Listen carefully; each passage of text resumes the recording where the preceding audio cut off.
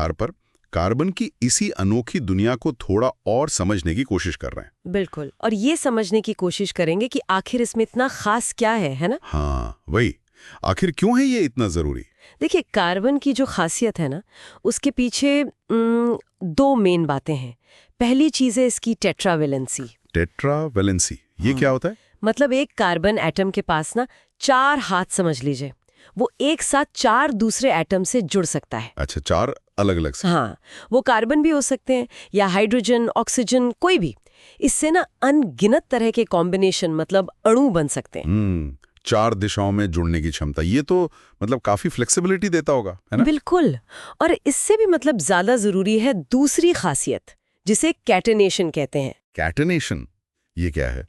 ये कार्बन की ना अपने ही जैसे दूसरे कार्बन परमाणुओं के साथ जुड़कर लंबी बहुत मजबूत चेन या रिंग बनाने की कमाल की क्षमता है। अपने ही जैसों के साथ चेन? हाँ, लंबी चेन। ये सीधी भी हो सकती हैं, इनमें ब्रांचेस भी हो सकती हैं, या फिर ये बंद गोले मतलब रिंग जैसी भी हो सकती हैं। अच्छा। तो ये 4 हाथ और खुद से ही जुड़ते जाने की ये जो आदत है, यही से इतना खास बनाती है। कोई और एलिमेंट ऐसा नहीं करता? सिलिकॉन जैसे कुछ और तत्व हैं जो थोड़ा बहुत करते हैं, पर कार्बन जितने मजबूत और स्टेबल बॉन्ड नहीं बना पाते वो, खासकर लंबी चेन्स में। तो इसी कैटेनेशन और टेट्रावैलेंसी की वजह से आप सोचिए, नेचर में कार्बन के लाखों कंपाउंड्स हैं।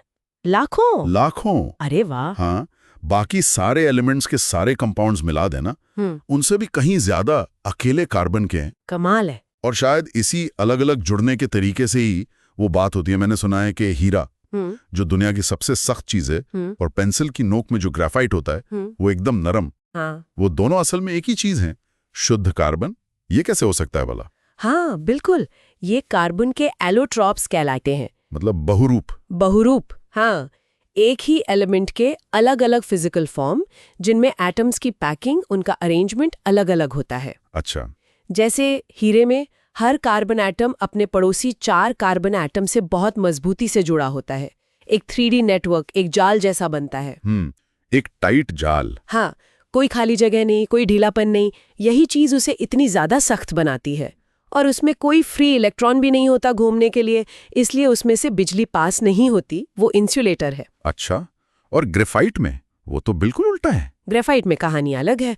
वहां कार्बन एटम ना हेक्सागोनल रिंग्स मतलब 6 कोनों वाली रिंग्स की परतों में, लेयर्स में अरेंज होते हैं।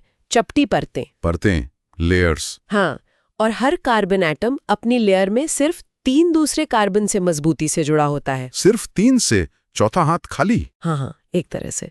चौथा इलेक्ट्रॉन जो है वो इन लेयर्स के बीच घूमने के लिए लगभग फ्री रहता है, और ये परतें एक दूसरे पर आसानी से फिसल सकती हैं। अच्छा, इसीलिए वो इतना नरम और चिकना होता है, पेंसिल की नोक घिसती है जैसे। बिल्कुल। और वो जो फ्री इलेक्ट्रॉन है ना, उसी की वजह से ग्रेफाइट से बिजली गुजर सकती है।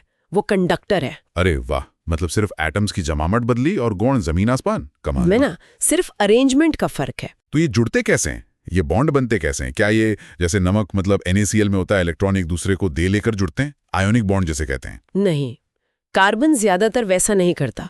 उसके बाहरी शेल में 4 इलेक्ट्रॉन होते हैं।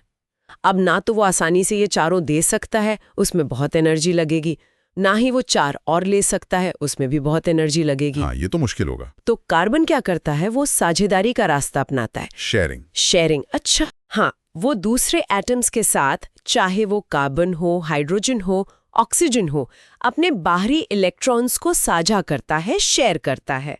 इसी को कोवैलेंट बॉन्ड कहते हैं, सहसंयोजी बंधन। कोवैलेंट बॉन्ड मतलब साझेदारी वाला बॉन्ड? बिल्कुल। और ये साझेदारी एक इलेक्ट्रॉन की हो सकती है, जिसे सिंगल बॉन्ड कहते हैं।